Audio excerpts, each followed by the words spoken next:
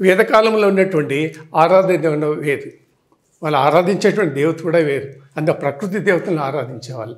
ముఖ్యంగా సూర్యుడు, అగ్ని, ఉష, యముడు, వాయువు, ఇంద్రుడు, తర్వాత సరస్వతి, తర్వాత వచ్చేసి మిత్ర, వీళ్ళంతా ఉండేవాళ్ళు. వీళ్ళని ఆరాధించేవాళ్ళు ప్రకృతి దేవతలు అన్నమాట. తర్వాత కాలంలో వచ్చేటప్పటికి శివుడు, విష్ణువు, ఇష్టదేవతలు ఇట్లా రకరకాలుగా పూజించేవారు. కానీ వేదకాలంలో ప్రజలు ఆరాధించేటువంటి దేవతలు వీళ్ళే. వీళ్ళల్లో ఆదియోగి, మొదటి యోగానికి మొదలు ఎవరు అంటే శివుడు, పరమశివుడు, దేవదేవుడు. అందుకే శివుణ్ణి యోగీశ్వరుడు అని పిలుస్తారు.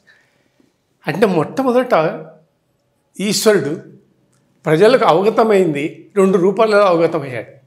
ఒకటి డ్యాన్స్, నటరాజ్, 2 వచ్చేసి ధ్యానముద్రలో కనపడ్డాడు. మొట్టమొదటి ఆదిలో ఎప్పుడో. అందుకని అతనికి ఆదియోగి అని పేరు. ఎందుకు ఆదియోగి అంటే ఇంకొక కారణం ఏమిటంటే మొట్టమొదటి యోగ విద్యను బోధించింది పార్వతీకి.